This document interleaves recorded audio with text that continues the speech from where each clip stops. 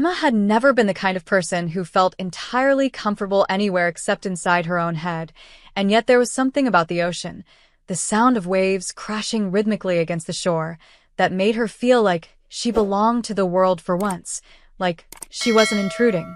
The Bennett family beach house was nothing like the faded summers of her childhood, the ones filled with folding chairs and coolers and sunburns and cheap plastic sunglasses. This house, situated on a quiet stretch of coastline in a coastal town she couldn't pronounce correctly, looked like it belonged to glossy magazines, whitewashed wood, wide glass doors, polished floors, and views that didn't seem real.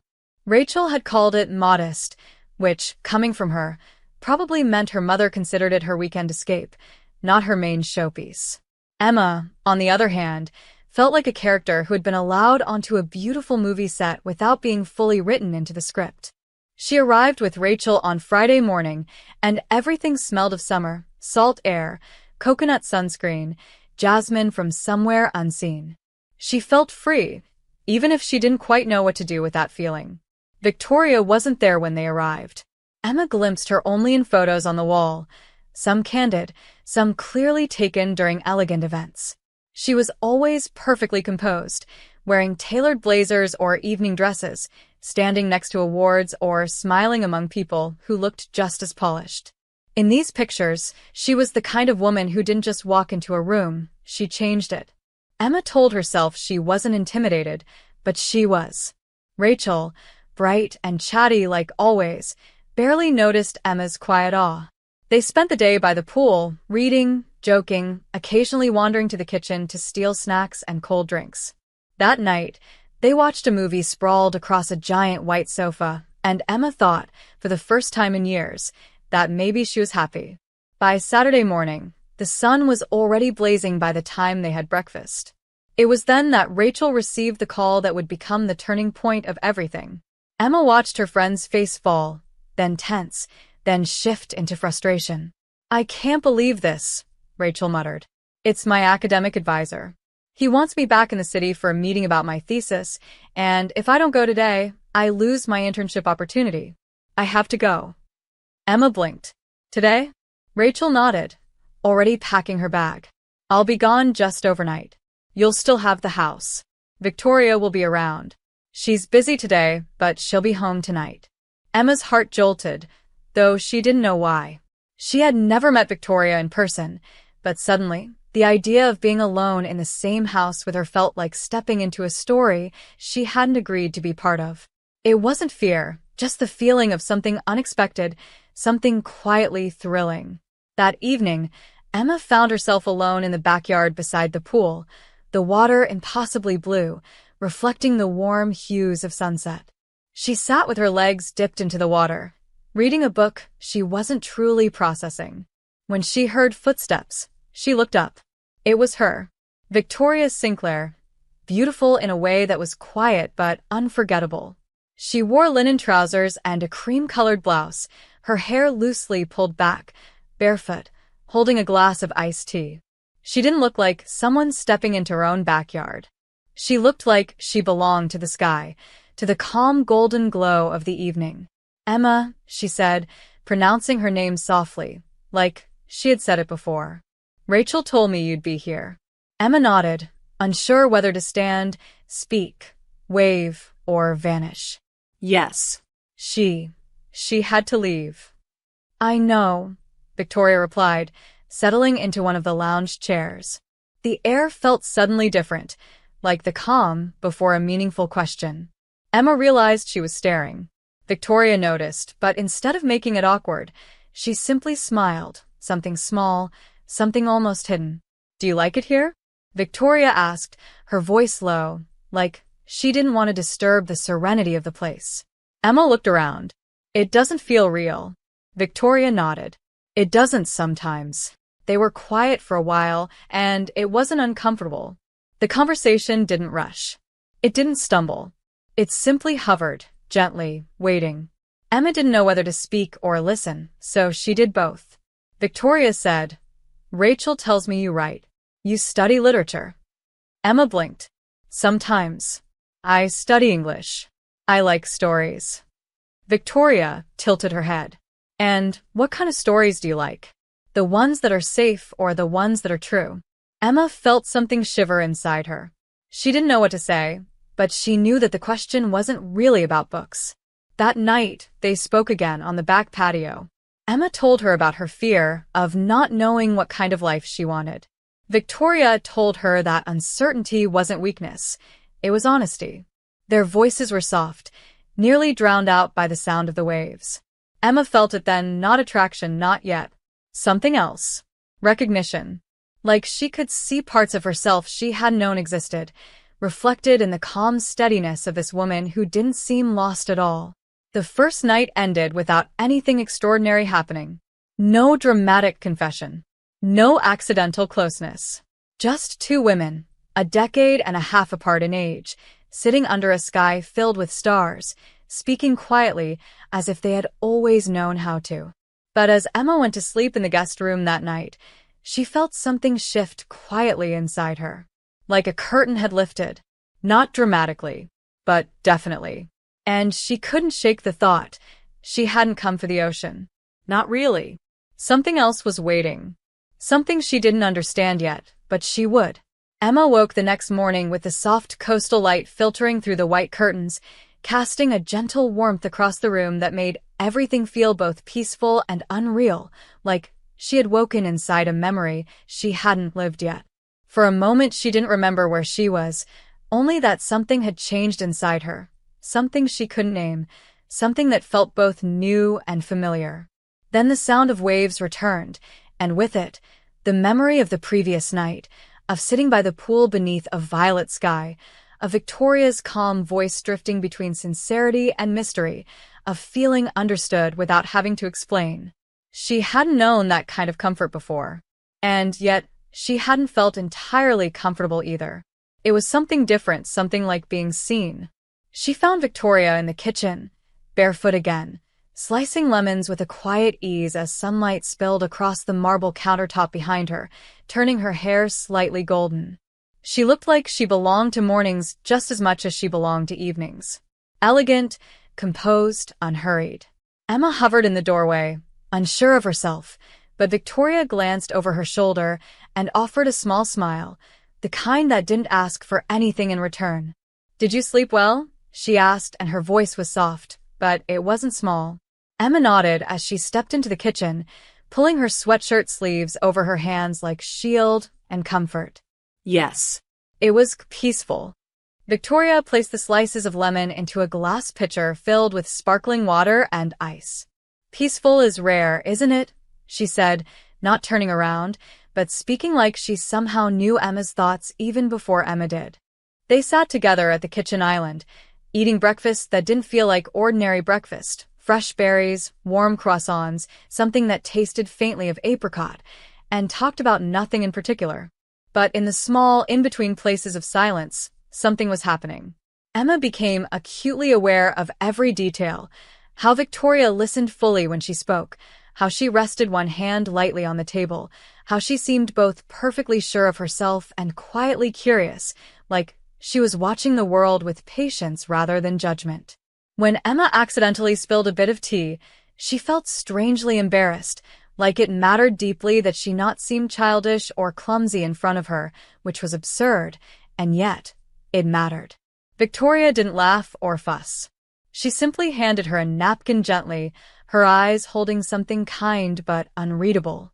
Emma didn't know why such a small moment mattered, but it did. Later, they found themselves outside, walking along the narrow path that wrapped around the back garden, leading to a secluded gate that opened directly to the beach.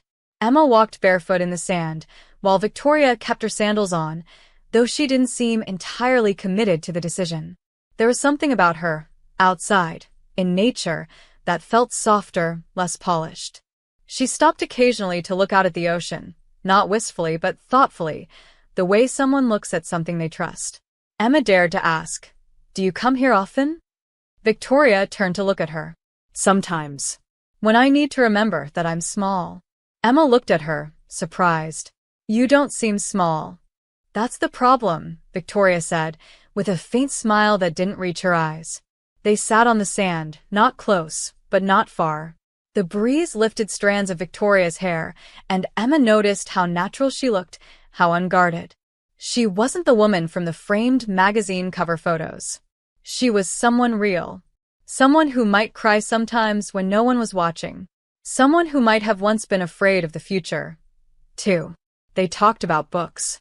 Emma told her she sometimes wrote things she never showed anyone because showing them would make them too real. Victoria nodded in that thoughtful way she had and said, "Not everything we write is meant to be read. Sometimes we write to discover what we think." Emma didn't speak for a while after that.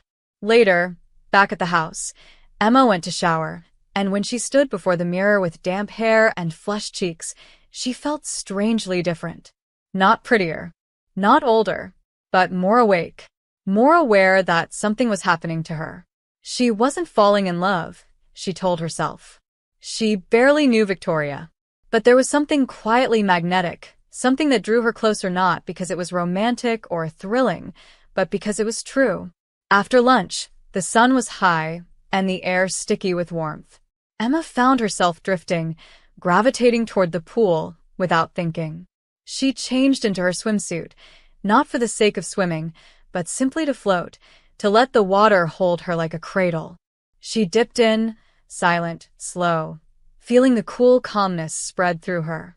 She turned onto her back, staring up at the sky, and for the first time in a very long time, she didn't feel the pressure to think, to plan, to become. She just felt present, like she belonged to the moment. She didn't hear Victoria approach.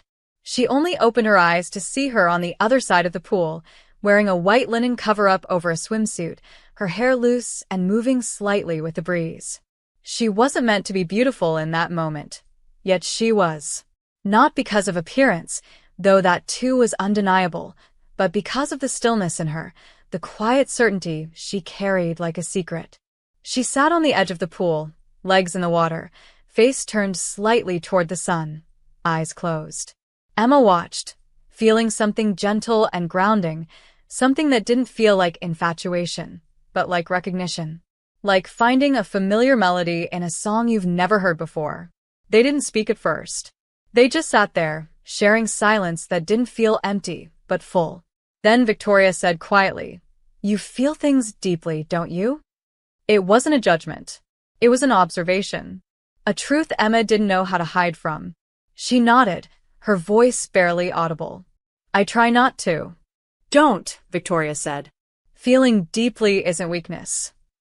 It was the second time she had said something like that, and Emma felt something inside her soften, something like relief. That afternoon they talked more. Not about themselves, but about the kind of people they wanted to be. Victoria, for the first time, spoke about her past, not details, not stories with beginnings and endings, but feelings. She said she used to confuse strength with silence, that she thought control was safety, that she had once been afraid of the parts of herself that felt too much. Emma listened, barely breathing. She didn't dare say it, but she thought that maybe they were both afraid of feeling deeply and both tired of pretending they weren't. Evening fell slowly, in shades of amber and rose. They sat side by side on the poolside chairs, not touching, not even looking at each other. Just being. The air felt warm and alive, like it held a secret. Emma looked at Victoria then, and found her already looking back, not in surprise, not in embarrassment, but like she had been waiting. Not for a question, not for an answer, but for this moment of undeniable recognition. And in that moment, something passed between them. Not love, not yet. Not desire. Not anything that can be named too soon. But something real, something that would grow roots deep and quiet and undeniable. Love what you've seen so far and want to help me keep creating these awesome stories on this channel? Then subscribe and hit the bell. Your subscription supports the channel and makes sure you get more exciting stories. Emma went to sleep that night with her heart full. Not of confusion, but of certainty. Something had started. Something that didn't ask permission. Something that felt like truth.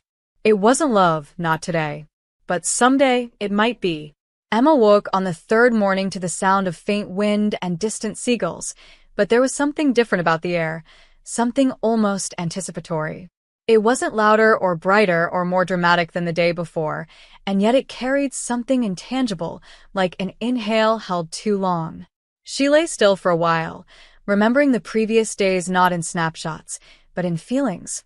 Calmness, warmth, the strange ease of silence shared with someone who didn't need explanations. She had always thought connection came from shared stories, from similar pasts or common experiences. But this connection, whatever it was, seemed to come from the spaces between words, from glances not meant to be held as long as they were, from truths that were never spoken out loud, but felt anyway. When she stepped into the kitchen, sunlight was already pooling across the room, and Victoria was there, but not composed and graceful like she had been the last 2 mornings. She was standing near the counter, her hands wrapped around a mug she didn't seem to be drinking from, her posture slightly tense, her hair not perfectly arranged but loosely falling over her shoulders, as though she had been awake a long time but not ready to meet the world yet. When she looked up and saw Emma, something softened, but not completely. "Good morning," Victoria said, but her voice lacked its usual ease. It was gentler, almost tentative, like she wasn't quite inside her usual armor. Emma hesitated, not wanting to intrude, yet unable to leave.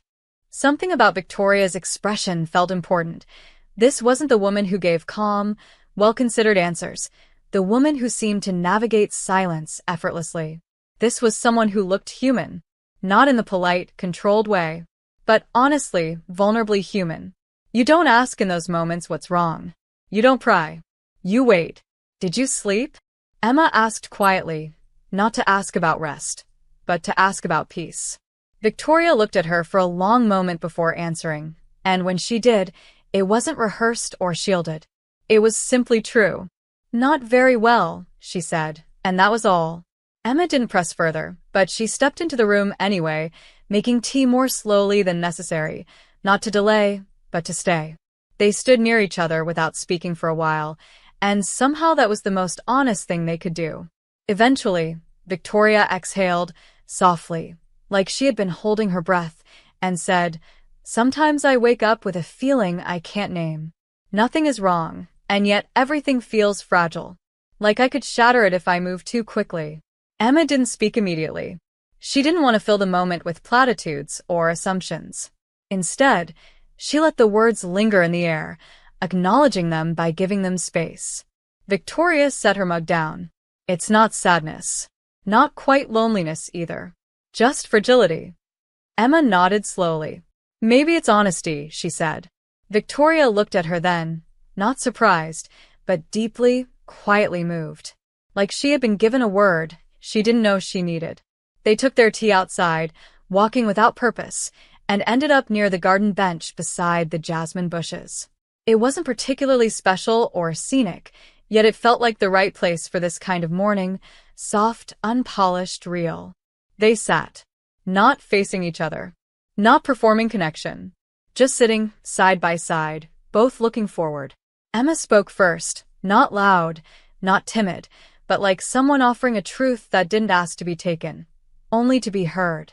"I used to think strength meant pretending I didn't feel things. Now I think maybe strength is being okay with feeling them anyway." Victoria didn't answer, but her hand, resting on the wooden bench between them, shifted slightly, not towards Emma, not touching, but simply settling, as though grounding itself. After a moment, she said, "I used to think I had to protect people from seeing me fragile. Maybe I was protecting myself from being seen, too." Emma didn't respond with sympathy or comfort. Instead, she simply existed beside her, and that seemed to be what mattered. The rest of the morning was quiet, but not empty. Victoria didn't return to her usual poised self, not immediately. She didn't rush to fix her hair or adjust her posture or reclaim the composed elegance she was known for. She allowed herself to move slowly, to make breakfast while barefoot and unguarded, to look out the window longer than necessary, as though simply watching the world breathe. It was only later, when they sat near the pool, that she said something that felt like a turning point, not dramatic, not confessional, but quietly significant. "You don't make silence feel like something to be filled," she said. It was such a simple sentence, and yet it changed the air around them. Emma wanted to reply, but the weight of that truth was too tender to respond to quickly, so instead she let her fingers skim through the surface of the water beside the pool, creating ripples that shimmered in the sunlight. Finally, she said, "Maybe some silences don't ask to be filled. Maybe some silences are already full." Victoria didn't speak, but she watched Emma then. Watched her like someone seeing light come through a window for the first time. Like someone realizing the view had always been beautiful. She just hadn't allowed herself to look before. Emma didn't feel shy under her gaze this time. Didn't feel small. She felt seen in a way she hadn't known she wanted to be seen. The afternoon passed gently. They didn't talk much, but the silence felt thick with meaning, not uncomfortable, not heavy, just full.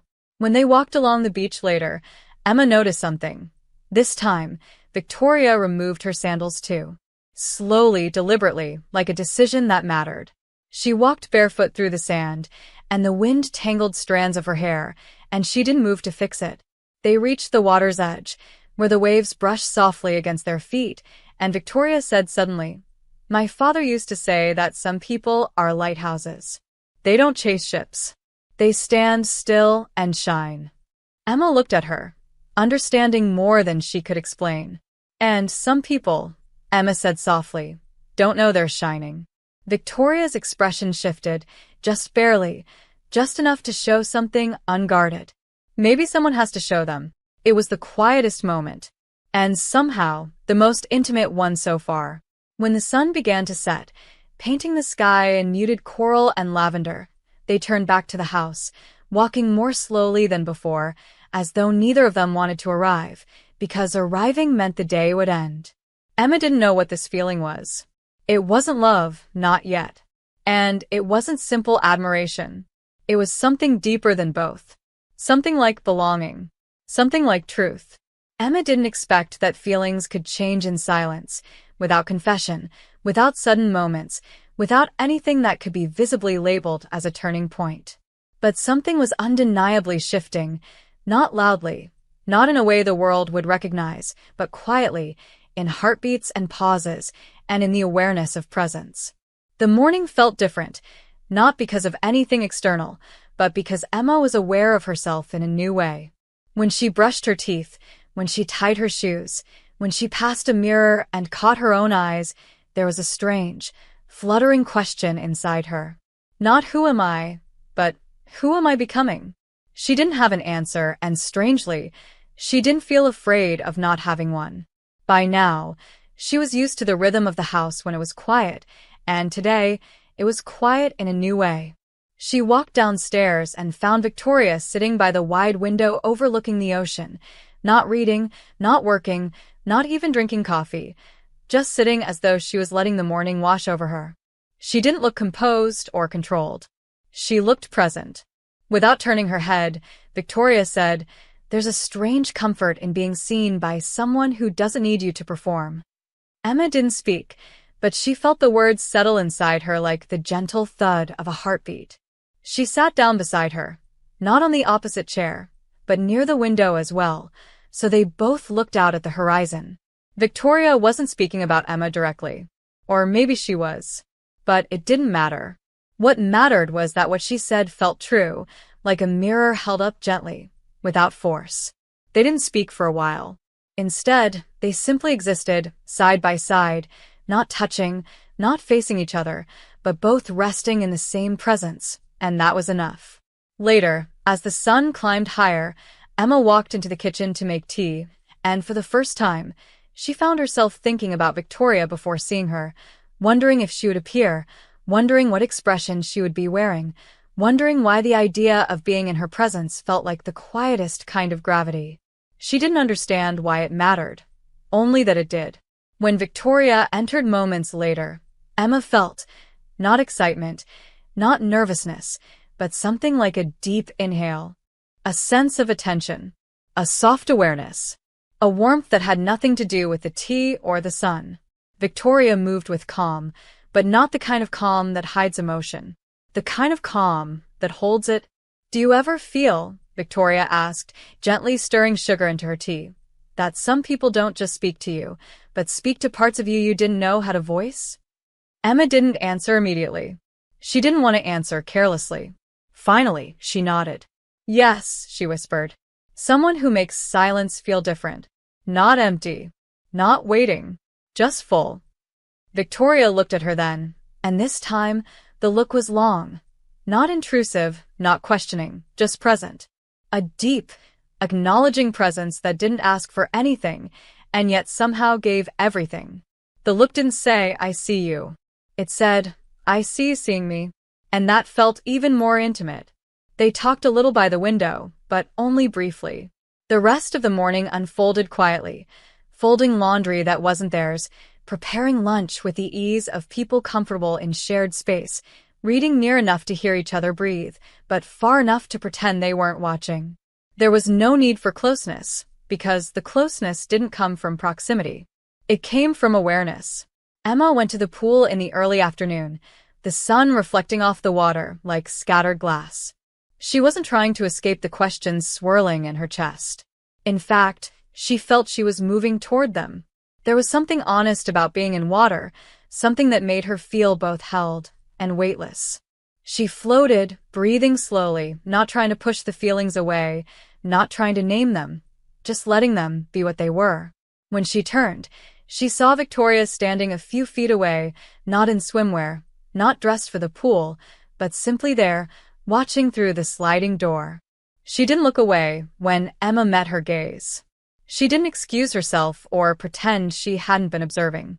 She stood still, with quiet honesty, with no explanation. And that felt more intimate than if she had spoken. Later, they shared tea by the patio. Victoria sat with one leg folded beneath her, looking less like a woman in control of everything and more like a woman comfortable not trying to control anything. It's strange, Victoria said softly. When people look at me, they usually see who they expect to see. But lately, I've been wondering what I would look like to someone who had no expectations. Emma felt her pulse jump, but not in fear. In recognition. Maybe that's the person you actually are. Victoria nodded. Maybe. There were feelings growing between them, but neither had named them. Neither reached for the other. Neither hinted. Neither confessed. But it was becoming clear that feelings don't always begin with wanting. Sometimes, they begin with understanding. Emma didn't feel infatuated. She felt deeply aware, deeply present, deeply affected by the truth of someone. And maybe that was a kind of love, one that didn't rush, didn't demand, didn't shake the world, but rather settled quietly into the soul like morning light through curtains. That evening, as they sat quietly in the living room, a storm began to gather outside, not violent, not urgent, but steady, gentle rain. The first rain since Emma had arrived. Everything felt different in rain. The house was calmer, softer, quieter. The storm didn't disturb, it hushed. They sat on opposite ends of the couch, not reading, not speaking, just listening to the soft patter of rain against the windows. And then Victoria said something Emma would never forget. There's a kind of connection that doesn't announce itself, she said softly, almost to herself. It doesn't try to be understood. It just lives quietly between two people, whether they acknowledge it or not. Emma looked at her then, not quickly, not startled, but fully. She didn't answer. She didn't need to, because that was the first moment they both knew. They didn't speak of it. They didn't define it. They didn't name it. But they knew. It wasn't love, not yet. But it was the beginning of something that would undoubtedly lead there. Emma woke to the gentle scent of rain still lingering in the air, even though the storm had already passed. It was one of those mornings where everything felt washed clean, not just the sky or the windows, but something inside her as well, something she hadn't realized was clouded until it began to clear. She sat on the edge of the bed, letting the moment find her, letting the silence speak first. She didn't rush to get dressed. She didn't rush to decide how she felt. She simply allowed herself to feel, without analysis, without judgment, without needing to define the feeling. And that was new. She had always been someone who tried to understand her thoughts before admitting to them, someone who organized her emotions into manageable boxes before letting them exist. But here, in this house, with this quiet beach air, With this woman's presence, she was understanding something. Sometimes the heart knows before the mind allows it. When she walked downstairs, Victoria was already there, sitting by the open patio door, a blanket draped across the back of her chair, a cup of tea between her hands. She was gazing outside, not lost, not distant, just thoughtful. Present. A kind of calm that held questions quietly, without forcing answers. Emma stood for a moment, watching her.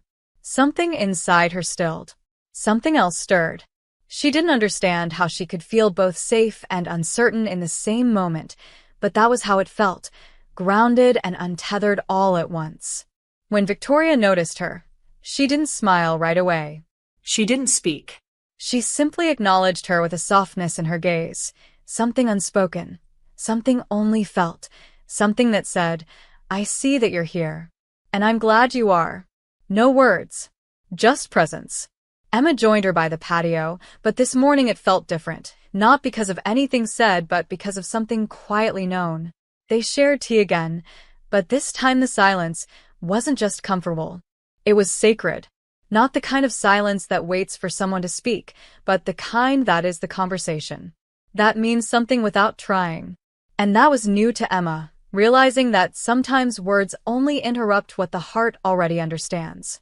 After a while, Victoria said, without looking at her, "It's strange how some mornings feel like beginnings, even when nothing new has happened." Emma turned her head slowly. "Maybe something has." Victoria didn't answer, but her exhale felt like one. They took a walk shortly after, not on purpose, not because either of them suggested it, but because somehow they ended up moving in the same direction at the same time. Through the garden, across the stone path, to the beach. The sun had returned, but it wasn't harsh. It felt like quiet gold, not demanding attention, just offering warmth. They walked slowly, not talking, but not avoiding conversation either. It simply wasn't necessary. Conversation, for once, could wait. When they reached the water, Emma paused, folding her arms loosely as if to hold something she couldn't name. Victoria stopped beside her, hands at her sides, still, calm, but deeply present. And for a moment, Emma let herself feel the fullness of being beside her. Not because of attraction, though yes, that now flickered softly in the quiet spaces, but because of recognition, belonging, gentle certainty. She dared a question, softly, without turning her head, because somehow looking at the sea felt safer. "Do you ever feel like some people come into your life not to change it, but to remind you that it could be different?" Victoria didn't answer immediately.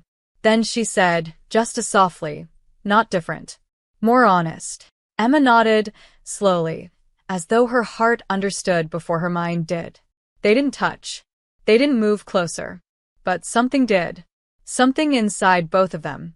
Something quiet. True. Unavoidable. Later, back at the house, something small, almost ordinary, became something unforgettable. Emma was pouring more tea, and Victoria reached to help steady the pitcher. Their hands brushed. Not intentionally, not meaning to linger, but neither pulled away immediately. It was a second, no more. No lingering touch, no rush of accidental friction. Just the lightest meeting of skin. But it felt like light passing through stained glass. Quiet, soft, warm, transformative, not because it was romantic, but because it was real. The contact broke, but something else remained. Not tension, no. Not embarrassment. Just awareness. They didn't acknowledge it. They didn't have to. It wasn't about touch. It was about meaning. That afternoon, they sat in the living room, the light shifting in long golden beams across the floor. Victoria sat in her usual way, elegant but relaxed, one leg folded beneath her, arms resting loosely, gaze soft and thoughtful. Emma sat on the rug, leaning against a single armchair, reading, but not really reading because she could feel Victoria's presence, not watching her, but aware of her. And awareness, she had learned, was sometimes more powerful than looking. It wasn't love, not yet, but it was something. Something careful and cautious. Something intentional. Something that would not be ignored. That evening, they ate dinner outside, candles flickering softly in small glass jars, wind gently brushing through the garden. They talked, not deeply, not philosophically, but simply, about little things, childhood memories, favorite songs, the smell of first rain. It felt like breathing, the kind of conversation that doesn't try, that just flows. And before they went to sleep, something happened. Not dramatic, not groundbreaking, but honest. Emma stood at the bottom of the stairs. Victoria near the hallway. They were about to part ways, but somehow didn't. Victoria didn't say goodnight first. And neither did Emma. They simply looked at each other for a second longer than yesterday, and that second meant something. Not promise. Not confession. Just, I know. And you know. And one day we'll say it. But not yet. No rush. No label. Just truth. Emma didn't sleep quickly that night. Not because she was restless, but because she felt profoundly calm in a way she had never known, like something inside her had stopped asking questions without answers, and instead had begun to trust the answers that didn't need words. Emma woke with a distinct awareness that something inside her had shifted, not suddenly, not dramatically, but undeniably. It wasn't excitement, it wasn't fear, and it wasn't even longing. Not in the way she might have expected. It was simply awareness. Awareness that she was no longer an observer of her feelings, but a participant in them. And that realization didn't bring panic, but rather a profound stillness, like a quiet room that had finally stopped echoing. She got dressed slowly that morning, deliberately, as though every small motion meant something. She didn't brush her hair quickly. She didn't hurry down the stairs. She allowed time to be unhurried, unforced, exactly the way her emotions had begun to feel. When she reached the kitchen, Victoria was there. Not standing tall and composed, not poised in elegance as she always seemed to be, but leaning against the counter in a soft sweater, her hair loosely tucked behind one ear, holding a mug like it was there to warm her hands more than to drink from it. Emma paused in the doorway, not because she felt she needed to gather herself, but because the sight felt like something she wanted to remember. Victoria seemed softer today, not vulnerable, not fragile, just softer. Human in a way that didn't diminish her, but made her presence even more quietly powerful. When she looked up and saw Emma, there was no surprise, no discomfort, just recognition. The kind that didn't need a smile to soften it. The kind that existed in the eyes long before it reached the lips. "Good morning," Victoria said, her voice a gentle murmur that seemed to blend into the quiet of the house rather than cut through it. "Morning," Emma replied, her own voice softer than usual, but not from shyness. It felt like reverence. They shared tea without speaking much, but the silence didn't feel like something waiting to be filled. It felt like something whole. Emma noticed that Victoria looked out the window often, not distractedly, but thoughtfully, as though she were looking at something only she could see. Once, Emma caught her looking in that way, and felt somehow that this time she was the view. Later, they ended up outside again by the pool, not because either had suggested it, but because both simply gravitated there. The sky was bright, the air warm without being oppressive, and the pool shimmered with the kind of stillness that made everything feel suspended in time, like the day was holding its breath, waiting for something that didn't need to be rushed. They sat near each other, not close enough to touch, but close enough to feel each other's presence, which by now had become something familiar, something grounding. It wasn't anticipation. It was something far quieter, far deeper. Something like peace. It was Emma who spoke first this time. "Do you ever feel like the moment you start naming something, you risk changing it?" Victoria turned to her slowly. Not surprised, not puzzled, only thoughtful. "Yes," she said. "Some feelings live best unspoken, at least until they grow strong enough to survive language." Emma nodded because that was exactly it. They weren't avoiding words. They were protecting something from being prematurely defined. They walked again that afternoon, slowly, along the garden path, down to the beach, their steps unhurried, their conversation light and unforced. They spoke of little things, and yet everything felt like it meant more than it said. They sat in the sand, and Emma felt the brush of the breeze, the warmth of the sun, the nearness of this woman who somehow made the world feel both larger and gentler. They didn't need to talk about anything profound to feel something profound. Emma found herself wanting to understand why her heart felt so still, so attentive, so quietly anchored when Victoria was near. Not because she wanted something from her, but because she recognized something in her. When she finally spoke, her voice was quiet, but steady. "How do you know when something is real?" Victoria didn't answer right away. She turned her gaze to the horizon, her expression thoughtful, not guarded. "I don't think real things shout," she said.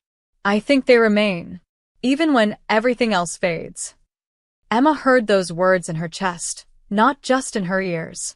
They didn't bring clarity. They brought peace. Later, as they walked back slowly, Victoria paused near the edge of the garden, where the afternoon light filtered through the trees, creating soft flickers of gold and warmth. She looked at Emma, not with hesitation, not with confirmation, but with a tenderness that was too quiet to be called emotion and too present not to be noticed. "Have you ever felt," Victoria began, carefully choosing her words, "that someone else was seeing you, really seeing you, not for who you have been or who they expect you to be, but for who you are in this exact moment?" Emma felt her heart catch, but not in surprise. It felt like recognition. She didn't rush to answer.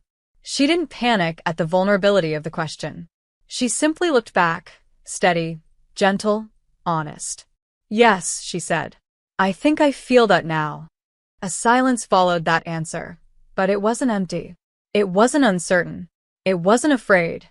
It felt like the kind of silence that grows roots, that begins to hold a place softly between two people, like a promise that doesn't need to be spoken to exist. They didn't say anything more after that, not because there was nothing to say, but because there was too much to say, and too little language that could say it truthfully.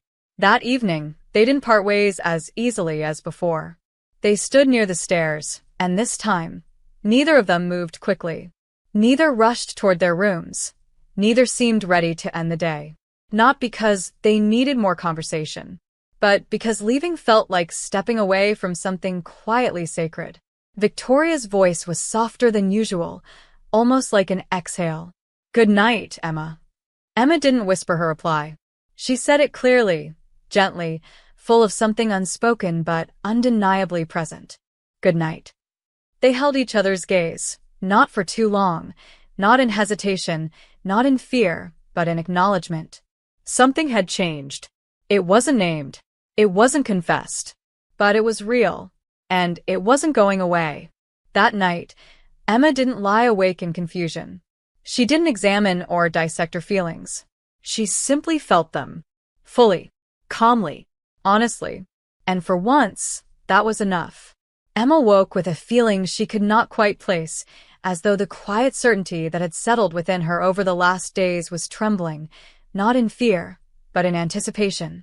The early morning light was soft, pale, hesitant, the kind of light that seemed to whisper rather than shine. It felt like a moment waiting for something to arrive. She got dressed slowly, quietly, and for the first time since Rachel had left, she felt the house not as refuge, but as something fragile, something that might change.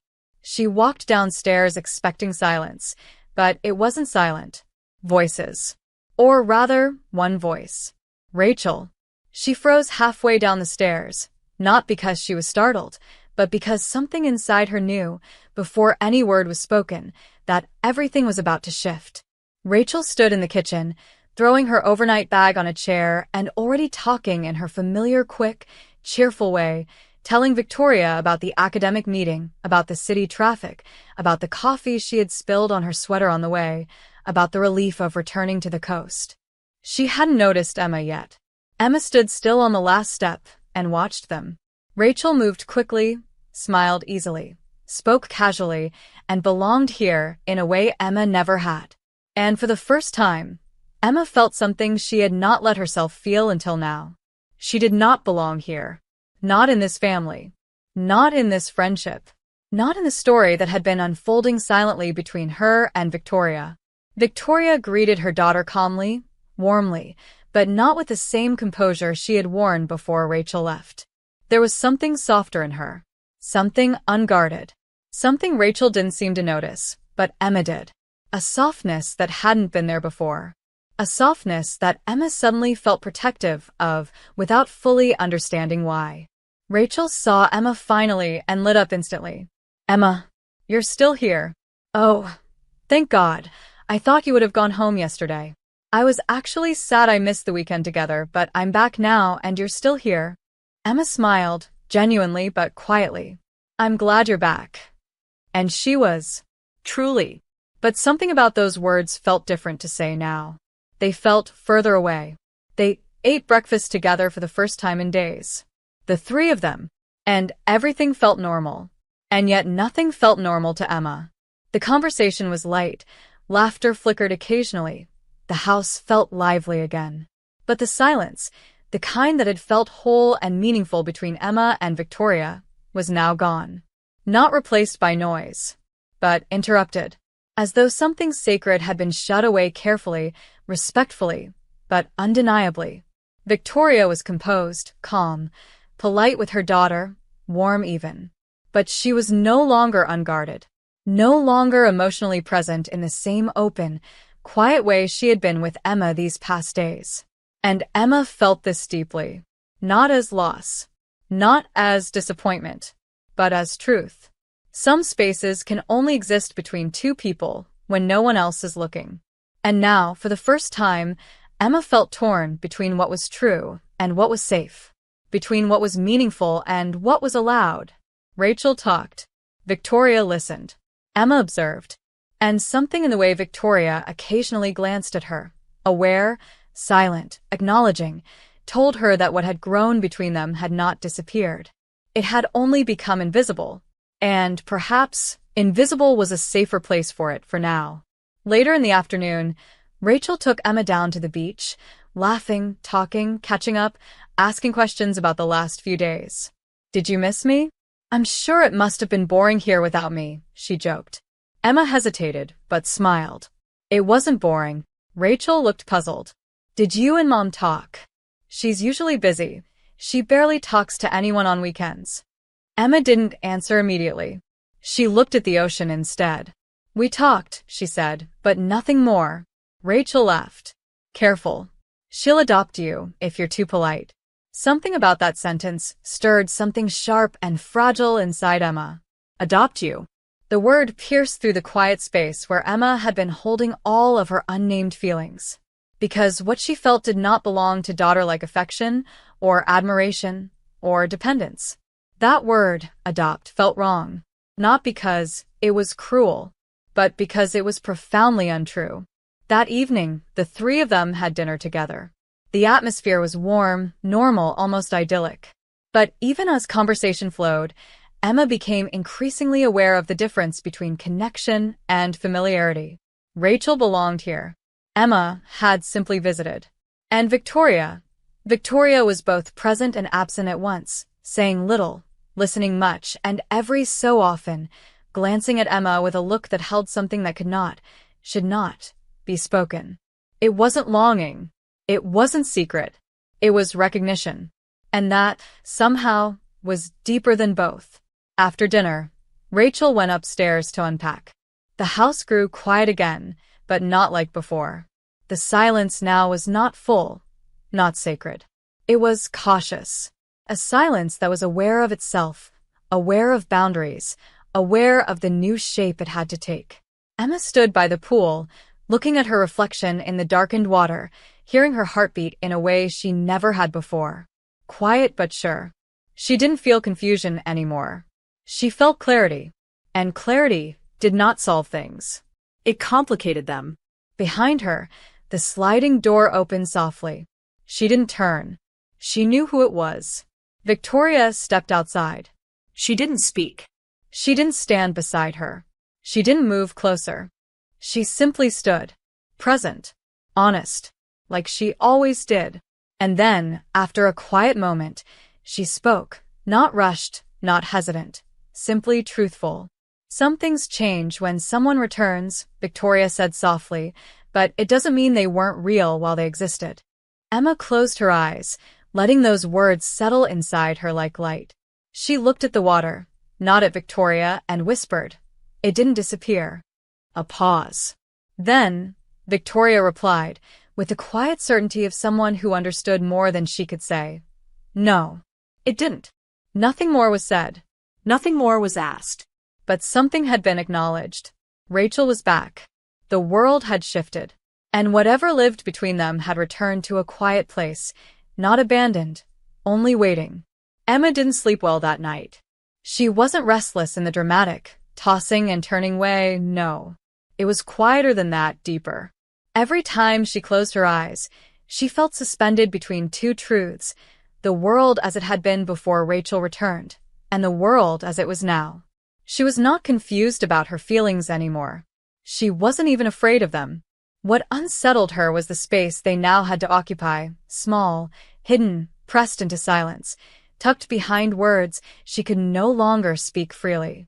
The morning came slowly.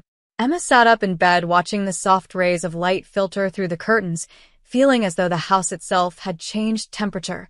Not colder, not warmer, just different. She dressed without rushing, but without lingering either. When she finally walked downstairs, Rachel was already talking, already laughing, already filling every corner of the house with the familiar energy of someone who belonged entirely to this place. And Victoria was smiling at her daughter, genuinely, warmly, softly. Emma watched them for only a moment before stepping into the kitchen, but something inside her tightened, not in jealousy, not in longing, but in realization. This was their life. And she was a visitor. Good morning, Rachel called cheerfully. We're making pancakes. Mom's pretending she remembers how to cook on weekends. Victoria rolled her eyes with the kind of affection that lives only between parent and child. Emma forced a smile and moved to help, but she didn't feel out of place. She felt misplaced. She belonged to the last few days, to the silence and the softness and the slow unfolding of something unnamed. Not to this affectionate chaos, this familiar rhythm. Victoria handed her a bowl of berries, and their eyes met for the first time that morning. It was a brief glance, far briefer than the ones they had shared before Rachel returned, but it carried the same weight, the same quiet truth. And Emma felt it. She felt it in the pause that lingered, in the soft twitch of awareness, in the small inhale Victoria tried to hide. Something in that glance said, I feel it too, even now. And something in her return glance said, I haven't forgotten. But Rachel's presence was bright and distracting, and the moment passed in an instant. They ate breakfast together on the patio. Rachel carried most of the conversation effortlessly. Victoria listened. Emma tried to keep up, but she felt distant from her own words, like she was speaking half a second behind her thoughts. Later, Rachel asked if Emma wanted to go into town with her, to get ice cream, walk along the pier, maybe visit a thrift shop. Emma agreed because she didn't want to raise suspicion, and because a part of her needed space from the house, from her feelings, from the proximity that suddenly felt too close and too far at once. The hours with Rachel were comfortable, familiar, easy. Emma laughed more than she had in days, but it didn't feel the same. It felt like she was performing an old version of herself, one that fit Rachel perfectly but no longer fit her entirely. When they returned to the house in the afternoon, the light was soft and golden. Rachel ran upstairs to shower before dinner. And then, for the first time since Rachel's return, Emma and Victoria were alone. Completely alone. The moment the house settled into quiet, something shifted. Not dramatically. Not dangerously. Just inevitably. Emma stayed by the sliding doors, looking at the pool, pretending to examine the fading light. Victoria stood near the kitchen counter, hands resting lightly on the edge. But neither of them moved. Neither of them spoke. And the silence that filled the house was not the same as the silence of their earlier days. This silence was dense, aware, charged not with tension, but with truth. Victoria spoke first, but her voice was barely above a whisper. How was town? Emma swallowed, her throat suddenly tight. It was nice, she said quietly. Familiar. Victoria nodded slowly. Rachel's energy fills spaces quickly. Emma dared to let her eyes drift to Victoria. She wasn't smiling. She wasn't guarded either. She looked thoughtful, soft, honest. Emma spoke before she had time to edit the words. It felt different being out today. Victoria let the silence hold the space between them before she asked, "Different how?" Emma didn't look away. She didn't retreat into polite vagueness. She tried to speak the truth, not all of it, just the part that mattered. "Because I kept thinking about being here instead." Victoria inhaled quietly, not sharp, not startled, but with a softness that revealed more than any expression could. The kind of breath someone takes when they're moved. And then, with equal quiet, "I did too." Emma felt her pulse thrum in her chest, not fast, but deep, real. She turned toward Victoria fully for the first time since Rachel had returned. And Victoria looked back, directly, openly, vulnerably. No masks, no caution, no careful distance. For the first time since Rachel's return, they saw each other again. Really saw each other. A moment began to form, quiet and fragile and true. It wasn't romantic. It wasn't forbidden. It wasn't dangerous. It was simply honest. And then, footsteps upstairs. Rachel moving around. A reminder of the world. The moment closed itself gently, respectfully, like a book that wasn't finished but had to pause. Victoria looked toward the stairs, then back at Emma. She didn't force a smile. She didn't pretend nothing had passed between them. Instead, she did something much more intimate. She acknowledged it. Softly, carefully, truthfully. "Some moments," Victoria said, "were never meant to belong to the whole world." Emma's breath shook. Then who do they belong to? A long pause. A quiet shift of expression. And then Victoria said, barely audible, "Just us." Rachel called from upstairs, breaking the moment. "Emma, do you want to help me pick a movie for tonight?" Emma swallowed, feeling the moment fold itself away, safe and hidden. She answered back loudly, "I'm coming." Victoria didn't move. Emma didn't either. They simply shared one last look, a look that said everything words could not. Not yet love. Not yet confession. But undeniably something true. When Emma finally turned to walk upstairs, she felt changed again. Not because something had happened, but because something had been spoken, even without saying the words. And Victoria watched her go with the expression of someone who finally understood that some truths don't need to be declared to be real. Emma woke with a strange mixture of exhaustion and clarity, as if the emotional weight of the last days had finally settled into something she could feel without drowning in it. Her thoughts weren't racing anymore. They were steady, slow, like the tide moving in and out along the shore. But the heaviness in her chest was familiar. The heaviness of wanting something she couldn't name out loud. The heaviness of knowing she wasn't the only one feeling it. The heaviness of pretending nothing had changed when everything had.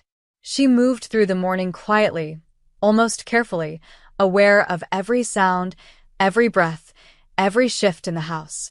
Rachel was humming upstairs, completely oblivious to the silent earthquake happening in the spaces between Emma and her mother.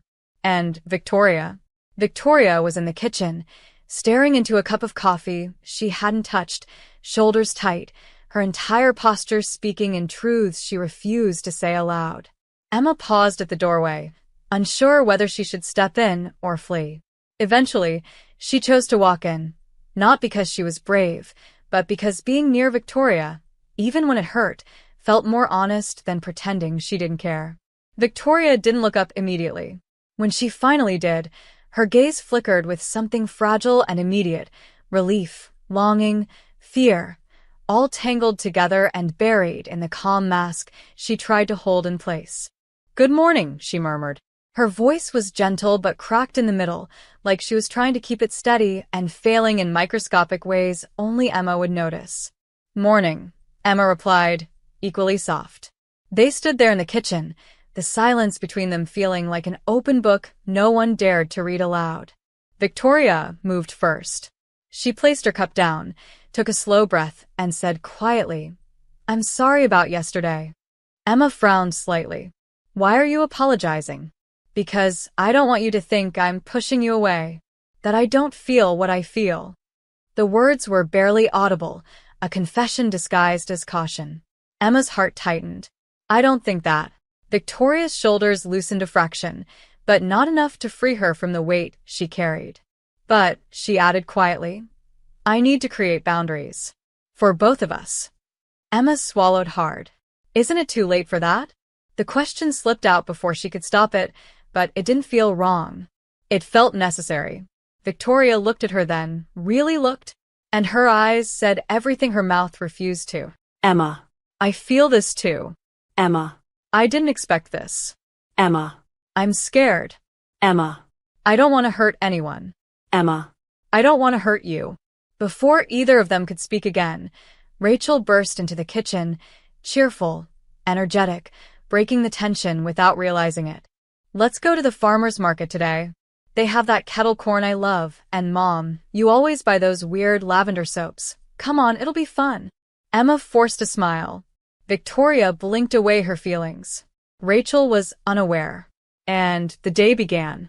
The market was crowded and warm, full of bright stalls and loud conversations. Rachel floated through it all like sunlight, laughing, talking, pointing at pastries and flowers and honey jars.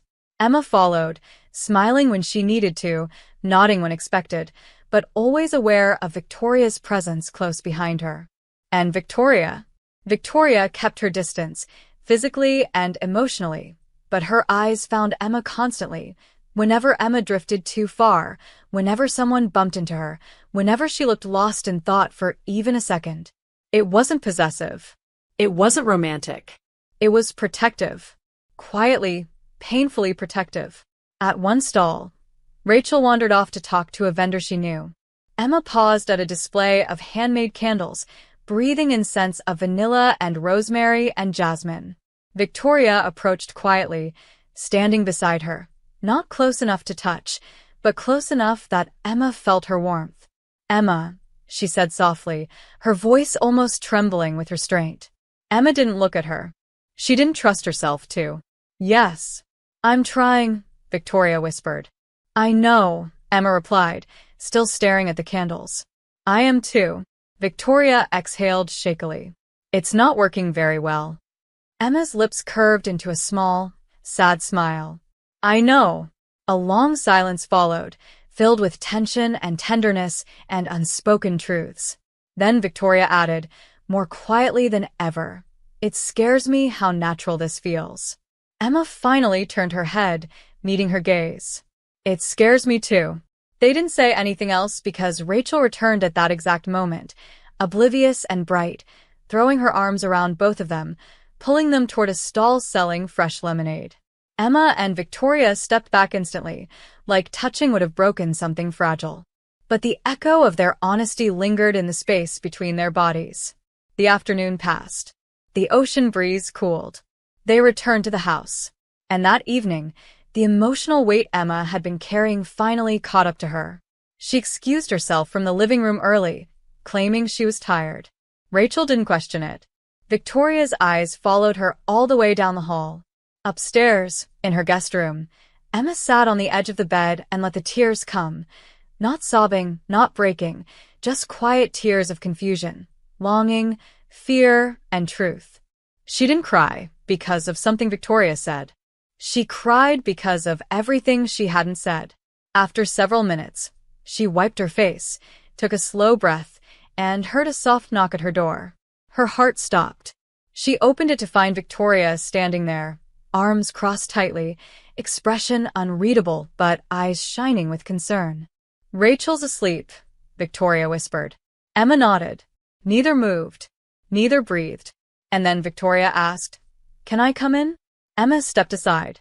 Victoria entered and closed the door silently, not because they were doing something wrong, but because they needed a space where the truth didn't have to whisper. Victoria stood near the bed, looking at Emma with an expression that held too much emotion to hide. Rachel thinks you're upset about something, Victoria said quietly. But I know. Emma didn't answer. Victoria stepped closer, not too close, but closer than she had dared all day. Emma, she whispered, her voice cracking, I'm worried about you. Emma felt her throat tighten. I'm worried about me too. And I'm worried about me, Victoria admitted, her voice breaking completely for the first time. That sentence hit Emma harder than anything else could have. She took a small step forward. "Victoria, I don't know what to do," Victoria said, the words trembling. "I'm trying to protect everyone, and somehow I'm hurting myself in the process." Emma's heart broke at the quiet pain in her voice. "You don't have to do this alone." Victoria shook her head. "I do. Because if I let myself feel what I feel," she stopped. Emma breathed, barely audible. "What do you feel?" The question hung in the air like lightning, dangerous, charged, impossible to ignore. Victoria closed her eyes. "Please don't make me say it." "Why not?" Emma whispered. "Because if I do," Victoria said, opening her eyes slowly, full of grief and longing, "I won't be able to stop." Silence crashed between them, loud, trembling, undeniable. Emma took one more step forward until they were close enough to feel each other's breath, but not close enough to touch. "Victoria," she whispered, "I'm not asking you to stop." Victoria inhaled sharply, her entire body tensing with the weight of what she couldn't allow herself to say. And then, at the worst possible moment, Rachel called from down the hall, half asleep, confused. "Mom." Both women froze. The world snapped back into place. Victoria stepped away instantly, heartbroken. "I have to go," she whispered, voice shaking. Emma nodded, tears rising again. Victoria paused at the door, turning back with eyes full of everything she could not say. "This isn't over," she whispered. And then she left. Emma sat on the bed, hands trembling, heart pounding. She wasn't hallucinating this. She wasn't imagining it. Victoria felt everything she felt. And now, for the first time, Emma knew the truth. Victoria wasn't running from her. She was running from herself. Emma didn't know how long she sat awake after Victoria left her room. Minutes, hours, time folded into itself, stretched thin, then snapped back in waves that made her feel both weightless and unbearably heavy. She kept replaying the scene, every word, every breath, every tremble in Victoria's voice. "Because if I let myself feel what I feel, I won't be able to stop." Emma pressed a hand against her chest, feeling her heartbeat, fast, unsteady, loud enough that she was sure it would echo through the quiet house. She wasn't imagining this. She wasn't projecting. Victoria felt it. Deeply. Honestly. Terrifyingly. Morning came quietly. Light seeped into her room slowly, as if it was afraid to disturb whatever lived in the air now. Emma got dressed, washed her face, and stared at her reflection for a long moment. She looked the same. But she wasn't. Not after last night. When she finally went downstairs, Rachel was already there, munching toast and scrolling her phone with sleepy, messy hair. Victoria wasn't around. "Morning," Rachel said through a mouthful of bread. "You look like you barely slept." Emma tried to smile. Yeah. "Rough night." Rachel shrugged without suspicion. "Probably the sun. Or the kayaking." Mom said she didn't sleep well either. Maybe the house gets too quiet at night. Emma's stomach tightened. She didn't know what to say to that, so she just nodded. Rachel, oblivious, kept talking. "Do you want to go into town again today? Maybe we could rent bikes or something." "Maybe," Emma said, but her voice wasn't committed. Rachel gave her a look, not suspicious, but concerned. "Are you okay? You've been weird lately." Emma froze. Rachel didn't mean anything by it. She had no idea what she was brushing against. "Just tired," Emma said quickly. "I'll be fine." She grabbed a glass of water and stepped outside onto the patio. The air was cool, the sky bright, the pool shimmering with soft reflections. She let out a slow breath. And then she felt it. Someone watching. She turned and saw Victoria standing in the doorway, still wearing her robe, hair slightly messy, face composed but eyes exhausted in a way that made Emma's chest ache. They didn't speak. They didn't smile. They didn't pretend. And that silence between them, the same silence that had once been comforting, now felt too full, too sharp, like an overfilled glass just waiting to spill. Rachel appeared behind them, cheerful as always. Mom. "Emma, we should go to the beach today." It's perfect weather. Victoria cleared her throat, her voice steady, but her expression tight. Maybe later. I have a call this morning. Rachel didn't question it. But Emma felt the shift immediately. Victoria needed space. Or she thought she did. Or she was terrified she didn't. The morning passed slowly. Rachel watched TV. Emma sat outside pretending to read. Victoria disappeared into her room for the call she mentioned, or pretended to mention. But Emma could feel her presence in the house, the way one can feel weather changing long before thunder is heard. Eventually, Rachel got a text from a friend in town and ran upstairs to get dressed. I might meet Carla for lunch, she shouted. Not sure yet, but I'll let you know. Okay. Emma called back. And just like that, Emma was alone. The house settled into an uneasy quiet. Emma walked into the kitchen, poured herself a glass of iced tea, and leaned against the counter. She didn't expect Victoria to appear. But she did. Quiet as always. Controlled as always. Except her eyes. They looked undone. Victoria's gaze flicked to the glass in Emma's hand, then to Emma's face, lingering too long, too softly, too painfully. Rachel's going out, Emma said, unable to think of anything else. I know, Victoria replied, voice low. You heard? I always hear. Emma nodded, her fingers tightening on the glass. Are you okay? Victoria inhaled slowly, holding her breath for a moment before letting it out in a shaky stream. No, she whispered. Emma's heart slammed against her ribs. Do you want to talk? Victoria looked like she might break. Actually break. Not gracefully. Not quietly. But truly. Not here, she said. And without another word, she stepped outside toward the pool. Emma followed, pulse pounding.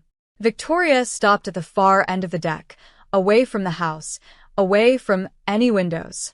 The ocean breeze brushed her hair, but she didn't seem to feel it. She stood with her back to Emma, shoulders tight, hands braced against the railing. I thought, Victoria said softly, that if I avoided looking at you today, it would lessen things. Blunt them. Make them fade. Emma stepped closer, not touching distance, but close enough to show she wasn't afraid. Did it work? Victoria closed her eyes. No. Everything got worse. Emma's breath caught. Victoria continued. I couldn't focus on my call. I couldn't think about anything without thinking about you. I kept replaying last night, and the night before, and every moment since Rachel left the house. Emma swallowed. Victoria, don't. Victoria warned gently, her voice trembling. Please don't say my name like that. It makes things harder. Emma hesitated, but then she spoke anyway. Everything is already hard. A long silence. Victoria opened her eyes and turned around, leaning back against the railing. Emma froze, not because of what Victoria did, but because of how she looked. Vulnerable. Raw. And unguarded in a way Emma had never seen. I keep telling myself to stop feeling this, Victoria whispered. To control it. To be the adult. To be smart. But every time I look at you, she faltered, voice cracking. Every time. Emma stepped closer, slow, careful, heartsick. She was close now, so close Victoria flinched, not out of fear, but out of recognition. Every time I look at you, Victoria continued, I feel something that makes me forget every reason I have to walk away. Emma's breath shook. Then don't walk away. Victoria's eyes filled instantly, painfully. I have to. Why? Because you're my daughter's best friend, Victoria said, voice shattering. Because you're 22. Because I'm 45. Because you deserve a life where your first real love isn't someone you're not supposed to have. Emma's heart twisted. But what if Emma, Victoria said sharply, stepping forward, her voice trembling with fear and truth. Please don't finish that sentence. Emma stared at her, feeling heat rise in her chest. You keep acting like you're protecting me, but you're not. Victoria blinked. Then what am I doing? You're protecting yourself, Emma said, voice steady, strong. Because you feel everything I feel, and you're terrified of what it means. Victoria stepped back as if the air had been knocked out of her. She didn't deny it. She couldn't. Emma continued, voice softer now. You aren't scared for me. You're scared because you want this too. Victoria turned away sharply, as if Emma's words had torn through every defense she had. She braced her hands against the railing again, trying to breathe. I can't want this. But you do, Emma whispered. Victoria didn't move. Didn't speak. Didn't deny it. And then, Rachel's voice echoed faintly from inside the house. Emma? Mom? I'm leaving in 10 minutes. Victoria didn't turn, but her shoulders shook. Just once. Emma's chest broke open. She took one step forward. Victoria, slowly, painfully, Victoria turned. And Emma saw tears, real ones, unhidden, slip down her cheeks. No panic. No shame. Just truth. I don't know how to stop feeling this, Victoria whispered. And I don't know how to let it exist either. Emma closed the last bit of distance, still not touching, still respectful, but closer than they had ever stood while holding so much emotion. Then don't decide today, she said gently. Just be honest with me. That's all. Victoria looked at her like she was both salvation and danger. I am being honest, she whispered. That's the problem. And before Emma could respond, Rachel appeared at the doorway calling, Are you guys outside? Victoria wiped her tears quickly, turning away before Rachel stepped out. Emma stepped back too, swallowing the ache in her throat. Rachel didn't notice anything, but the moment, raw, fragile, unbroken, hung in the air even after she left. And Emma knew with absolute certainty, Victoria wasn't pushing her away anymore. She was simply breaking under the weight of wanting something impossible. And Emma was breaking too, but neither of them was letting go. Rachel's departure for lunch should have given Emma and Victoria breathing room, but instead it left the air tenser, tighter, stretched thin like something about to snap. Emma wandered upstairs to shower, not because she needed to, but because she didn't know what else to do with the intensity burning under her skin. She stood under the warm water, letting it drown out the echo of Victoria's trembling voice, the tears she'd seen, the truth she finally understood completely. Victoria wasn't afraid of Emma's feelings. She was afraid of what her own feelings meant. Meanwhile, downstairs, Victoria was pacing, slowly, silently, like each step carried the weight of two truths fighting inside her. She tried to breathe through it, but the air felt too heavy, and every time she closed her eyes, she saw Emma's face, heard Emma's voice telling her she was scared because she also wanted this. She pressed a hand against her chest, as if she could physically hold herself together. She didn't hear Rachel return. Mom, the voice startled her so violently she winced. She turned quickly, wiping her face even though there were no tears left to hide. Rachel, you're back early. Rachel frowned, dropping her purse on the counter. Yeah, Carla had to leave. But are you okay? Victoria froze. Why wouldn't I be? Because you look like you're one deep breath away from either crying or yelling. And you never yell. Rachel crossed her arms, studying her mother with the kind of sharp perception only family possesses. What's going on? Victoria's stomach twisted. She wasn't ready for this. She wasn't prepared to face it. But the universe, or fate, or honesty, left her no more corners to hide in. Sit with me? Victoria asked softly. Rachel's eyes widened slightly. You're scaring me. I don't mean to. They both sat at the kitchen table, sunlight warm and gentle across the surface, clashing with the tension hanging between them. Rachel waited, arms crossed, brow furrowed, her voice low, worried. What happened, Mom? Victoria took a breath, shaky, painful, but brave. It's about Emma. Rachel blinked. Emma? Did she say something weird? Is she leaving early? No, Victoria said quickly. It's nothing like that. Then what? Victoria opened her mouth, and nothing came out. Not because she didn't want to speak, but because she didn't know how to place the weight of the truth in her daughter's hands without crushing everything. Rachel leaned forward, her voice softer now. Mom, whatever it is, you can tell me. I can handle it. Victoria closed her eyes for a moment, steadying herself, then began. While you were gone, Emma, and I spent time together. Rachel nodded slowly. Yeah. I know. You said that. Victoria swallowed. We talked a lot. We kept each other company. She searched for words that didn't exist. I didn't expect it. I didn't see it coming. But something changed. Rachel's face sharpened. Changed how? Victoria breathed out. We connected. Silence. Heavy. Dense. Rachel frowned. Connected? Like you became close. Yes, Victoria whispered. Closer than I expected to. The realization washed over Rachel slowly, shock flickering across her face, then confusion, then something deeper. Wait, she said quietly. Are you saying there's something between you and Emma?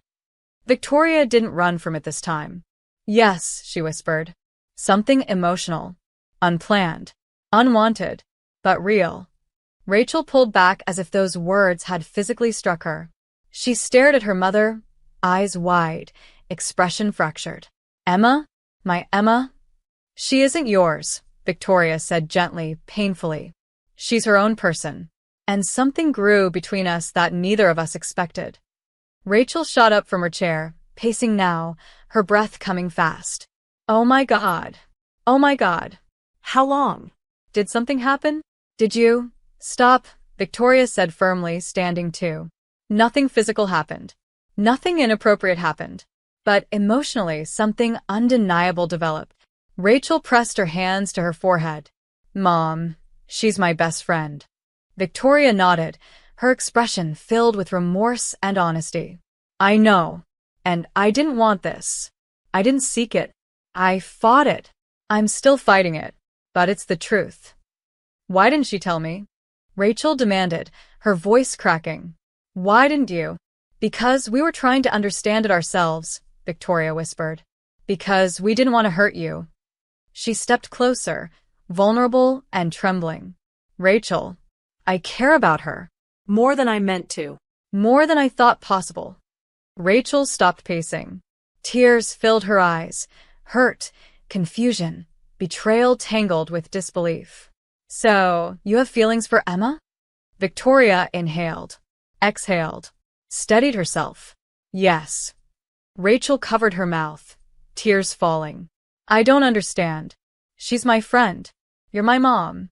This is insane. I know, Victoria whispered. I know how it looks. I know how it feels. And if you're angry with me, you have every right to be. Rachel wiped her face, shaking her head hard. I'm not angry. I'm blindsided. I never, not in a million years, thought, she trailed off. Victoria didn't move closer. She didn't reach out. She waited. Rachel finally looked up, eyes still wet. Does Emma feel the same? Victoria hesitated. I think she does. But she hasn't said the words. Rachel closed her eyes, steadying herself. Mom, she's so young. She's also grown, Victoria replied softly. Kind, responsible, self-aware. And I've never felt anything for her that wasn't respectful. Another silence. Rachel breathed out, voice cracking. I feel like I should be furious. You're allowed to be, Victoria said quietly. But you're not. Rachel wiped her cheeks again. I feel hurt, and surprised, and confused. A pause. Then quieter. But I know Emma. And I know you. Her voice softened, breaking. You would never take advantage of her. And Emma would never do anything to hurt me. Victoria's breath shook. No. She wouldn't. Rachel sank into her chair again, rubbing her temples. I didn't know she liked older women. She didn't know either, Victoria said gently. Until now. Rachel let out a tired, broken laugh. Of course it would be you. The universe really has jokes. Victoria almost smiled, but the heaviness swallowed it. Rachel, I didn't want to betray you. Rachel looked up, eyes red but steadier now. I know. I didn't want to hurt you. I know. And I don't know what to do. Rachel breathed deeply, her voice quiet, trembling but resolute. Mom, I'm not going to pretend this isn't weird, or complicated, or kind of horrifying at first thought. Victoria nodded, accepting every word. Yes. But Rachel took a long breath, her voice softening completely. I also know when something is real. Victoria's heart jolted. Rachel leaned back, eyes glistening with something new, not acceptance, not anger, but a fragile understanding. If this is real, she whispered, I won't stand in the way. Victoria's breath broke, soft, shaky, disbelieving. Rachel, but Rachel warned gently, you both need to be sure. Really sure. Because if either of you gets hurt, it will break me. Victoria nodded, tears burning her eyes. I know. Rachel wiped her face again and whispered, I trust Emma. And I trust you. Even if this scares me. Victoria felt her heart crack open, raw, grateful, humbled. Thank you, she whispered. Rachel shook her head. Don't thank me yet. Just don't lie to me again. I won't. And they both knew that was true. Upstairs, Emma stared at her reflection again, just as a strange, uncertain calm settled inside her. She had no idea that downstairs, everything had just shifted. And for the first time, not in secret, Emma stepped out of the shower feeling strangely lighter, as if the water had rinsed away the tension but left behind a quiet, pulsing awareness she couldn't name. She wrapped herself in a towel, sat on the edge of the bed, and closed her eyes. She didn't know what the day would bring, but she felt it. Something had shifted. Something was coming. What she didn't know was that downstairs, everything had already shifted. Rachel's tears, Victoria's confession, the shaky understanding they'd reached, none of it had reached her ears yet.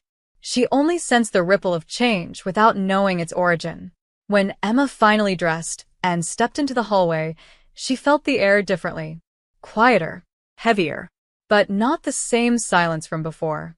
This silence had intention. This silence had consequence. She walked downstairs slowly, almost cautiously, and saw Rachel and Victoria sitting together at the kitchen table. Rachel wasn't crying anymore. Victoria wasn't trembling. But their faces, both of them, carried something unmistakable, a truth shared, a weight lifted, a new reality settling between them. Emma stopped at the bottom of the stairs. Rachel looked up first. Their eyes met. And Emma froze. Because the second she saw Rachel's expression, soft, confused, raw, but not angry, Emma knew. She knew Rachel knew. Her breath caught. Hey, Rachel said quietly. Not accusing. Not cold.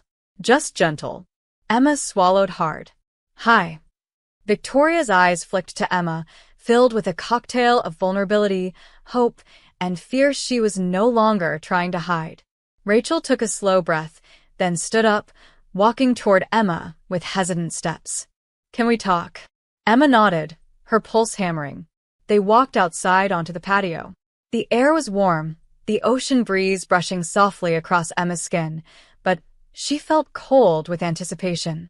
Rachel leaned against the railing, crossing her arms, not closed off, but holding herself together. Mom told me, Rachel said simply. Emma's heart dropped. Rachel, I never meant. I know, Rachel cut in gently. Just let me talk first. Emma nodded, bracing herself. Rachel took a long breath, looking out at the horizon, as if it could give her strength. I'm not going to lie. Hearing that something grew between you two, it hurt. It shocked me. And for a moment, I felt betrayed. Emma's stomach twisted. Rachel continued, voice softer now. You're my best friend, Emma.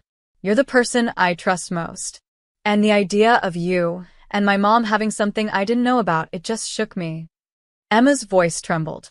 I never wanted to hurt you. Rachel nodded. I know. A beat of silence. Then another. Then Rachel's voice cracked with something new, understanding. But I also know you. And I know my mother. Neither of you would do something reckless or manipulative or selfish. And I can see it all over your face right now. This wasn't planned. You didn't chase it. You didn't expect it. Emma blinked hard, tears forming. No, she whispered. I didn't expect it at all. Rachel looked at her fully now, her expression raw but honest. Do you have feelings for her? Emma's lips parted, but no answer came out. Not because she didn't know, but because saying it felt like stepping off a cliff. Rachel stepped closer. Emma, I need the truth. All of it. No protecting me. No minimizing things. Do you have feelings for my mom? Emma's chest tightened painfully. Then, slowly, bravely, she nodded. Yes, she whispered. I tried to fight it. I tried to ignore it. But I care about her. More than I should. More than I meant to. Rachel inhaled sharply, her eyes glistening. Okay, she whispered. Okay. Emma bit her lip. Are you angry? Rachel shook her head. Not angry. Stilled processing. Emma looked down. I'll leave today if you want me to. I don't want things to be uncomfortable for you. Rachel startled. No. Emma, no. I don't want you to go. Emma looked up in confusion. Rachel softened. I'm not saying I'm totally fine. I'm not saying this is simple. But I know you. And I know my mom. And if something real is growing between you two, her voice faltered. I don't want to be the reason either of you runs from it. Emma's tears fell silently. Rachel reached out and squeezed her hand, small, shaky, but sincere. I'm scared, Rachel whispered. But I don't want to lose you. And I don't want my mom to be alone forever pretending she doesn't deserve good things. Emma covered her mouth, overwhelmed by emotion. Thank you, she whispered. Thank you for not hating me. Rachel let out a soft, sad laugh. I could never hate you, even now. They hugged, tight, trembling, holding onto each other like two people navigating unfamiliar terrain. When they finally pulled apart, Rachel wiped her cheeks. She's inside, Rachel said quietly. And I think she's terrified right now. Of everything. Of what this means. Of what it costs. Emma nodded, heart pounding. I know. Rachel took a slow, steadying breath. I think you should talk to her. Emma inhaled shakily. Are you sure? Yes. Rachel stepped back and opened the sliding door. Go. Emma stepped inside. The house felt impossibly quiet.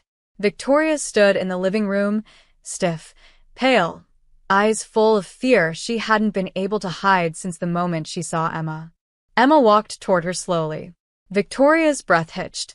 She knows, Emma whispered. Victoria nodded, swallowing hard.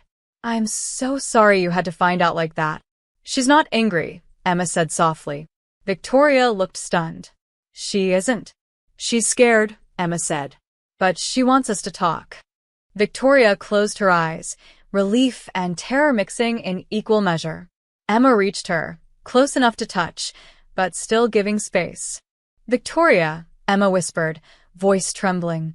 I told her the truth. Victoria's eyes opened, red, wet, overwhelmed. What truth? Emma's voice cracked. That I care about you.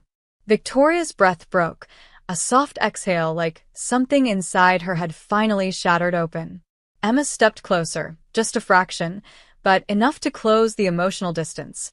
And I need to know, Emma whispered, her voice trembling but brave, if you want me to walk away, or if you want me to stay. Victoria's lips parted, her hands shaking at her sides. She didn't touch Emma. She didn't move forward. She just spoke, broken, honest, terrified, and true. Emma, I want you to stay. The air rushed out of Emma's lungs. Victoria stepped closer, still not touching, still careful, but closer than she had ever allowed before. I don't know what happens next, Victoria whispered.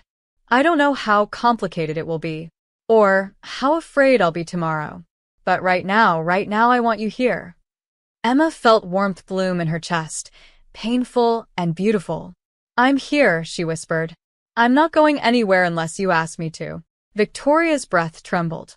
For the first time, she reached out, slowly, hesitantly, and took Emma's hand. Not romantic, not possessive, just human, just honest, just real. Then stay, Victoria whispered. And Emma stayed. Emma didn't know how long she and Victoria stood there, hands joined in a quiet, trembling thread of connection that neither of them had dared to touch until now. It wasn't dramatic. It wasn't heated. It wasn't the climax of a romance novel where everything bursts all at once. It was something far more fragile. Something made of years Victoria had spent holding herself back, of a lifetime Emma hadn't lived yet, but was suddenly standing right in front of with a full heart and open eyes. Their fingers intertwined carefully, timidly, like they were learning a language they had both secretly studied but were speaking aloud for the first time. And when Victoria finally exhaled, it sounded like relief, like surrender, like she had been holding her breath for days, maybe years. "Emma," she whispered, voice already unsteady, "I don't know what happens next." Emma stepped closer, not touching, not rushing, but bravely, gently filling the space between them. "We don't need to know," she whispered. "We just need to be honest." Victoria's eyes glistened again, but this time it wasn't from fear. It was from hope. A soft knock sounded on the frame of the kitchen doorway, and both women turned to see Rachel standing there, eyes red from crying but offering a small, brave smile. "I'm going for a walk," Rachel said softly. The beach. "You two talk." Victoria swallowed hard. "Rachel." Rachel shook her head. "It's okay. I promise. Just be good to each other." She left without waiting for an answer. And when the door slid shut behind her, silence filled the house again, but a different silence. Not tense, not painful, a silence with permission. Emma turned back to Victoria, whose gaze softened with something that looked dangerously close to longing. "She's giving us space," Emma whispered. "I know," Victoria said, voice trembling. "And that scares me more than anything." Emma stepped closer. "Why?" Victoria let out a breath that broke halfway through. "Because space means possibility. Because space means you and I are standing here without excuses." Emma reached out, slowly, tenderly, and touched Victoria's wrist. Just a brush of fingertips. Victoria inhaled sharply, her eyes fluttering shut for a moment, as if the gentlest touch were overwhelming. "Emma," she breathed, barely audible. "Look at me," Emma whispered. Victoria opened her eyes and did. Emma searched her face. The fear, the love, the conflict, the desire for something she didn't think she deserved but wished she could choose. "You're not hurting me," Emma said softly. "You're not doing anything wrong." Victoria shook her head weakly. "I feel like I'm crossing a line." "Then tell me," Emma whispered. "Right now. Do you want to stop?" Victoria hesitated. That hesitation stretched long, deep, full of every reason she had to walk away. But her answer was the truth she had been holding back with aching restraint. "No," she whispered. "I don't want to stop." Emma's breath caught. Her heart felt like it was expanding with every second she held those words. "Then don't." Victoria stepped back, not away from Emma, but away from her own fear. Her voice shook. "I've spent my entire life doing what's responsible, what's safe, what keeps everyone comfortable. And you make me want to do something selfish. Something for me." Emma moved closer until their breath mingled. "Then be selfish," she whispered. "Just this once." Victoria's hands trembled as she lifted one slowly, so slowly, to Emma's cheek, her thumb brushing just barely against her skin. Emma leaned into the touch instinctively, her breath breaking at the feeling she had imagined, dreamed of, tried to suppress.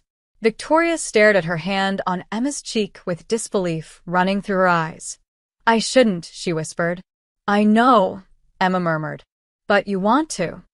Victoria's eyes rose to hers, full of years of loneliness, months of conflicting emotions, and days of undeniable truth. "Yes," she breathed. "God, yes." There was no rush, no desperate pull, just a slow, trembling closeness as Emma leaned forward and Victoria didn't pull away. Their foreheads met first, soft, hesitant, careful. Emma felt Victoria's breath catch, felt her body shiver with emotion too big to contain. "Emma," Victoria whispered, her voice cracking open. "If I kiss you, there's no going back." Emma closed her eyes, her voice a whisper against Victoria's lips. "Then don't go back." Victoria let out a trembling sound, half sob, half exhale, and finally finally closed the space between them. Her lips met Emma's in the softest, most cautious kiss imaginable. Not passionate, not hungry. A kiss made of vulnerability. A kiss made of gratitude. A kiss that said, I'm scared. I'm here. I feel this. I choose you. All at once. Emma melted into it, her hands rising to cup Victoria's face gently, carefully, reverently, like touching something precious for the first time. Victoria kissed her deeper by only a fraction, as if afraid the moment would break under any pressure. But it didn't break. It bloomed. The kiss lingered, not long, not heated, but full of emotions so intense that both women trembled with it. When Victoria finally pulled back, her forehead rested against Emma's, her breath shaking. I shouldn't have done that, she whispered. Emma smiled softly, eyes closed. I'm glad you did. Victoria let out a broken laugh. I don't know if I'm brave enough for this. Emma touched her cheek gently. You already are. Victoria opened her eyes then, and Emma saw something she had never seen in them before, relief. The kind that comes from telling the truth after a lifetime of silence. What now? Victoria whispered. Emma brushed her thumb over Victoria's cheek. Now, she said gently, we talk to Rachel. We take it slow. We figure it out. Together. Victoria nodded, her breath steadying as she took Emma's hands. Together, she whispered. And then they kissed again. A little firmer. A little more certain. Not reckless. Not forbidden. Chosen. When they finally parted, Victoria exhaled shakily and rested her head briefly against Emma's shoulder. Emma wrapped her arms around her. Not possessively, not claiming her, but holding her with a quiet reassurance of I'm here. You're safe. We'll figure this out. Rachel returned an hour later, sand on her ankles and a tightness in her eyes that hadn't fully left. But when she saw Emma and Victoria sitting together on the patio steps, hands close but not touching, faces soft but honest, she let out a long breath. So, Rachel said with an awkward half-smile, you talked. Emma nodded gently. Yes. Victoria added softly, we want to take things slow. Rachel nodded, swallowing. Okay, I can live with that. Victoria moved toward her daughter, placing a hand on her cheek. Thank you for being brave. Rachel looked between them, fear, acceptance, and love tangled together. Just don't break each other, she whispered. Emma and Victoria shared a quiet look, one full of promise. We won't, Emma said. Victoria slipped her fingers into Emma's for just a moment. Small, subtle, but enough. For the first time, it wasn't hidden. It was real and chosen, and the beginning of something neither